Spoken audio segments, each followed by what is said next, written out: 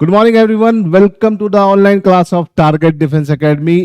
सुबह सुबह की टॉप करंट अफेयर्स लेके मैं नूरू सर आपके सामने आ गया हूं। चलिए आज शुरू करते हैं हम आज की top current affairs. Top current affairs को शुरू करने से पहले बेटा बता दें कि ये जितनी भी चीजें हैं इनकी अगर आपको पीडीएफ चाहिए या फिर आपको इस तरह के क्वेश्चंस की लगातार प्रैक्टिस करनी है तो टारगेट डिफेंस एकेडमी के टेलीग्राम चैनल पे आइए।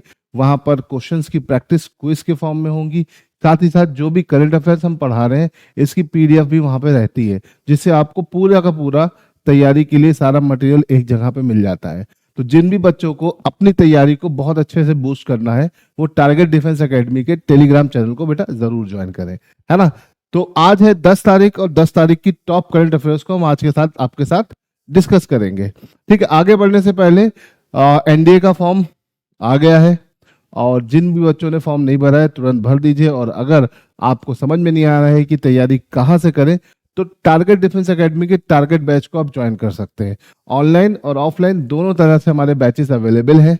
तो जिन भी बच्चों को ऑनलाइन ज्वाइन करना है वो ऑनलाइन ज्वाइन कर सकते हैं, जिसको ऑफलाइन ज्वाइन करना है वो ऑफलाइन ज्वाइन कर सकते हैं। ठीक है, बैचेस में आपको रेगुलर क्लासेस मिलेंगी, है ना, और आपको टॉपिक वाइज प्रैक्टिस शीट्स, साथ साथ डाउट क्लियरिंग सेशंस भी रहेंगे। और आपकी अगर आप ऑफलाइन बैचेस ज्वाइन करोगे तो आपको एसएसबी क्लासेस भी रेगुलर मिलेंगी, है ना। तो ये सारी चीजें आपको मिलेंगी। जो हमारा अभी टारगेट का टारगेट बैच चल रहा है, टारगेट डिफेंस एकेडमी का टारगेट बैच है, उसमें हमारा टारगेट है कि 90 दिन में आपको तैयारी कराना, है ना। जिन भी बच्चों का सीडीएस का एग्जाम है ना, सीडीएस के लिए इंटरेस्टेड है वो भी टारगेट डिफेंस एकेडमी के बैचेस को ज्वाइन कर सकते हैं, है ना। एनडीए और सीडीएस दोनों के बैचेस बेटा हमारे पास अवेलेबल है ना। चाहे एनडीए की बात कर लें, है ना, चाहे हम सीडीएस की बात कर लें, ठीक है, दोनों के बैचेस हमारे पास अवेलेबल है। ठीक है, तो जिन भी बच्चों को एनडीए की तैयारी करनी है, सीडीएस की तैयारी करनी है तो वो हमारे ऑफलाइन बैचेस से जुड़ सकता है। ठीक है, इंक्वायरी के लिए नीचे दिए हुए नंबर पे आप कॉल कर सकते हैं और पूरी डिटेल वहां से निकाल सकते हैं। ठीक है, ये बैचेस हमारे रेगुलर टारगेट बैचेस है, रेगुलर बैचेस से एकदम अलग है। इसमें हम एकदम टू द पॉइंट 90 दिन में आपको एनडीए के और सीडीएस के एग्जाम के लिए कैसे अपने आप को मेंटली प्रिपेयर करना है उसको पूरे तरीके से समझाएंगे। ठीक है, तो चलिए ये तो बात हो गई हमारे इस बैचेस के बारे में। ठीक है, चलो अब शुरू करते हैं आज की पहली करंट अफेयर के बारे में। After the inclusion of 2 wetlands, है ना, after the inclusion of 2 wetlands of Rajasthan in the list of Ramsar site, what is the current number of Ramsar site in India. देखिए रामसार साइट जो होती है ना, रामसार साइट कई बार paper में question आया है। ये किससे रिलेट करती बेटा? वेटलैंड से। किससे रिलेट करती बेटा? वेटलैंड से, है ना। वेटलैंड्स, वेटलैंड्स क्या होते हैं? ये लैंड और वाटर के बीच के एरियाज होते हैं जिनकी बहुत ज्यादा बायो बोल सकते हैं इन्वायरमेंटल बोल सकते हैं क्या होती है, इंपॉर्टेंस होती है। ठीक है, और रामसार साइट्स या रामसार समिट हुआ था, है ना। रामसार समिट की अगर हम बात करते हैं बेटा, रामसार समिट, तो रामसार समिट हुआ था 2 फरवरी 1971। रामसार एक जगह है जो कि ईरान में है। कहाँ बेटा है? ईरान में है ना। तो 2 फरवरी को हम हर साल क्या मनाते हैं? वेटलैंड डे मनाते हैं। और रामसार समिट कहाँ हुआ था? ईरान में। ईरान में एक जगह है, इसे याद रखिएगा। और उसके हिसाब से हमारे पास इंडिया में अब टोटल कितने वेटलैंड्स हो गए हैं? 91। अभी रिसेंटली 2 नए वेटलैंड इसमें ऐड हुए हैं। कहाँ के? राजस्थान के। तो राजस्थान के 2 वेटलैंड इसमें ऐड होने के बाद, है ना, इनकी नंबर्स कितने हो गए? 91, है ना। 2 वेटलैंड जो है मीनार जो उदयपुर में है और कीचन जो पहलोदी में है, ये दोनों राजस्थान में है। और ये दोनों वेटलैंड अभी रिसेंटली हमारे रामसार साइट में ऐड हुए हैं। तो ये दोनों कहाँ से हो गए? यहाँ से, राजस्थान से। तो इसे याद रखिएगा। रामसार साइट और वेटलैंड से आपके पेपर में बेटा अक्सर क्वेश्चन बनता है, चाहे एनडी हो चाहे सीडीएस का एग्जाम हो। क्वेश्चंस बहुत इंपॉर्टेंट है ये एग्जाम के लिए, तो इसे ध्यान रखिएगा। ठीक है, चलिए अब आपके लिए एक छोटा सा सिंपल सा क्वेश्चन। ठीक है, इंडिया में सबसे ज्यादा वेटलैंड किस स्टेट में है? सिर्फ आपको ये कमेंट में बताना है कि वो स्टेट कौन सा है। ठीक है, इतना छोटा सा काम है। 91 में से सबसे ज्यादा किस स्टेट में पाए जाते हैं ये आपको बताना है। ठीक है, आउट ऑफ दिस 91 सबसे बड़ा वेटलैंड हमारा कौन सा है? सुंदरबन, है ना बेटा। सुंदरबन, सुंदरबन जो आपका डेल्टा का रीजन है, ये सबसे बड़ा वेटलैंड है और सबसे छोटा है रेणुका, है ना। सुंदरबन अगर पश्चिम बंगाल में है, तो रेणुका की बेटा अगर हम बात करते हैं तो रेणुका कहाँ पड़ता है? हिमाचल प्रदेश में। कहाँ पड़ता है बेटा? हिमाचल प्रदेश में। तो ये छोटी छोटी बातें हैं जो वेटलैंड से क्वेश्चन बनाती हैं, इन्हें ध्यान रखिएगा। इंडिया का पहला वेटलैंड कौन सा है? चिल्का। चिल्का लेक जो कि उड़ीसा में है, वो इंडिया का पहला वेटलैंड है। तो वेटलैंड को लेकर थोड़ा सा दिमाग में चीजें क्लियर रखिएगा। वेटलैंड डे बेटा हम कब मनाते हैं? 2 फरवरी को मनाते हैं। ये छोटी छोटी इंफॉर्मेशन आपके पेपर के लिए बहुत ही ज्यादा इंपॉर्टेंट है, ठीक है। आई होप कि आपको समझ में आ गया। बताने को तो इसमें बहुत कुछ है, लेकिन चलिए आज के लिए फिलहाल इतना रहने देते हैं। अभी और भी आगे इस वेटलैंड के बारे में हम जानेंगे, है ना। वेटलैंड बहुत ही इंपॉर्टेंट है। चलिए आगे बढ़ते हैं, अगले क्वेश्चन की तरफ चलते हैं। हमारा अगला क्वेश्चन है, according to the Union Ministry of Parliamentary Affair, when will the monsoon session of parliament will be held? देखो, जब हम बात करते हैं पार्लियामेंट के सेशन की, तो पार्लियामेंट के बेटा कितने सेशंस की अगर हम बात करते हैं, किसके बारे में? सेशंस। पार्लियामेंट के बेटा अगर हम सेशन की बात करते हैं तो आर्टिकल 85 जो है इंडियन कॉन्स्टिट्यूशन का, इसको डिफाइन करता है और ये बोलता है कि भैया पार्लियामेंट के कितने सेशन होने चाहिए? 3 सेशन होने चाहिए, है ना। 3 सेशन है। पहला सेशन है बजट सेशन, दूसरा बेटा आपका मानसून सेशन है ना, जो शुरू होने वाला है, और तीसरा आपका विंटर सेशन है, ठीक है। अगर हम बजट सेशन की बात करें तो फेब से मई के बीच चलता है, सबसे बड़े सेशन है, ठीक है। मानसून सेशन की बात करते हैं तो जुलाई से सितंबर के बीच चलता है ना। और विंटर सेशन की बात करें तो नवंबर दिसंबर चलता है ना। और अभी ये जो आपका मानसून सेशन शुरू होने वाला है बेटा, वो 21 जुलाई से शुरू होगा। कब से शुरू होगा? 21 जुलाई से, 21 जुलाई। तो मानसून सेशन की स्टार्टिंग कब से हो रही है, याद रखिएगा। ये घोषणा कर दी गई है, इसे ध्यान रखिएगा, ठीक है। अब एक सिंपल सा क्वेश्चन है, ठीक है। 2 सेशन के बीच 2 सेशन, 2 पार्लियामेंट के जो सेशंस होते हैं, इनके बीच का मिनिमम और मैक्सिमम टाइम कितना होता है, ये मुझे आप कमेंट में बताइए। भाई कई बार क्वेश्चन आया हुआ है, देखो कि आपको आता है कि नहीं आता है ना, ठीक है। अगर इस पे हमारी तरफ से लाइक आता है तो इसका मतलब आपका आंसर एकदम सही है, लाइक नहीं आया तो गलत है ना। चलिए आगे बढ़ते हैं, अगले क्वेश्चन की तरफ चलते हैं, है ना। Recently, for which period has India has been elected to Economic and Social Council of the United Nation? ठीक है, यूनाइटेड नेशन की काउंसिल है, कौन सी है council? Economic and social council है बेटा। और इस काउंसिल की अगर हम बात करें तो ये 1945 में फॉर्म हुई थी। कब हुई थी? 1945 में फॉर्म हुई थी। और अभी हाल फिलहाल में इंडिया इसका मेंबर बन गया है। कितने कितने दिन के लिए? ठीक है, तो भैया 2026 से 2028 के बीच का इसका 2 साल का, ठीक है, 3 साल का पूरा टेन्योर है, ठीक है। इसे ध्यान रखिएगा, ठीक। 26 से 28, ठीक, इसे ध्यान रखना है। आगे बढ़ते हैं। Recently, the National Human Rights Commission has taken so moto cognizance of the death of a person due to the police torture in which city?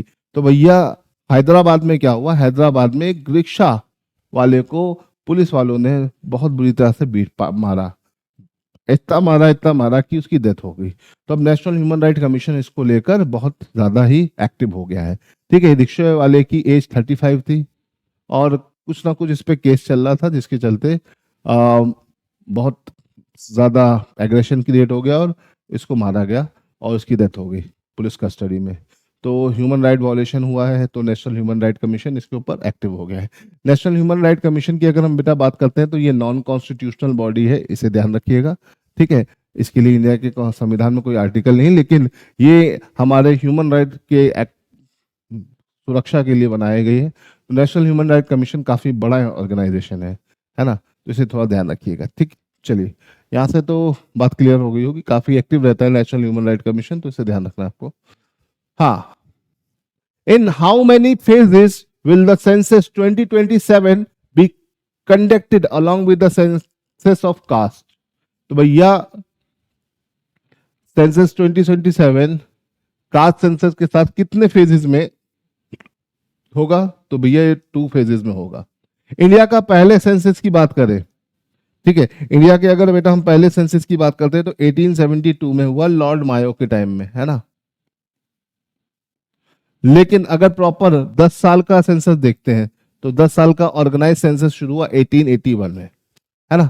तो याद रखिएगा लॉर्ड मायो ने पहला सेंसस करवाया था 1872 में और ऑर्गेनाइज वे में शुरू हुआ 1881 में। हर 10-10 साल में सेंसस होता है, तो ये 1881 में किया गया। तो इसे ध्यान रखिएगा, ये डेटा बहुत इंपॉर्टेंट है, आपके पेपर में आ सकता है, इसलिए इसे ध्यान रखना है, ठीक है। चलो ये तो बात हो गई किसके बारे में, क्वेश्चन नंबर 5 के बारे में, ठीक है। चलिए क्वेश्चन नंबर 6 की तरफ चलते हैं। How many million metric ton iron were produce in the financial year 2024-2025? तो भैया 25 और 24-25 के जो फाइनेंशियल ईयर है इसमें भारत ने कितने metric ton iron ore produce किया?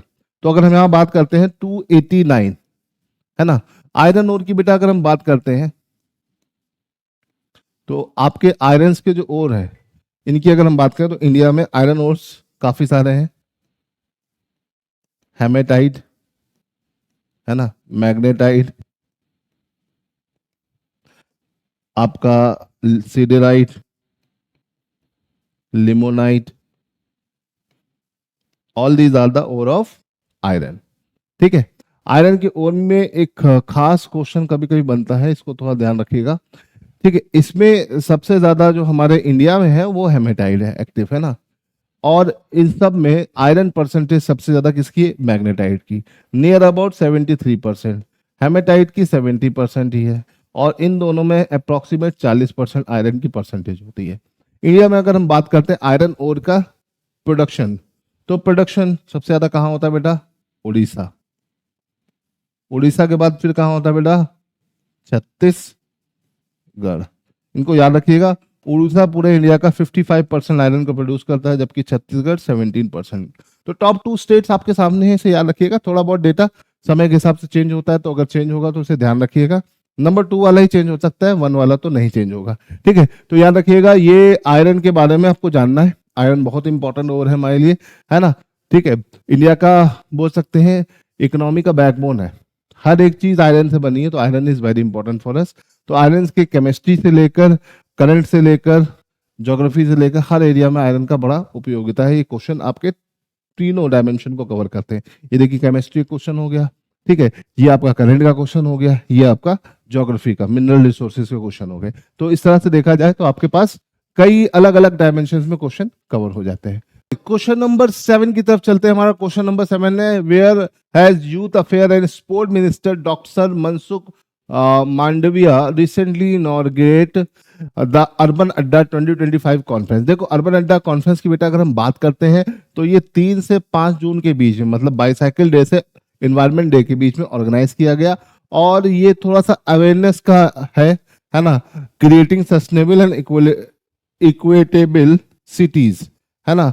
और ये India habitat centre new Delhi में इनॉर्गेट किया गया। कहाँ किया गया? यहाँ पर, ठीक है।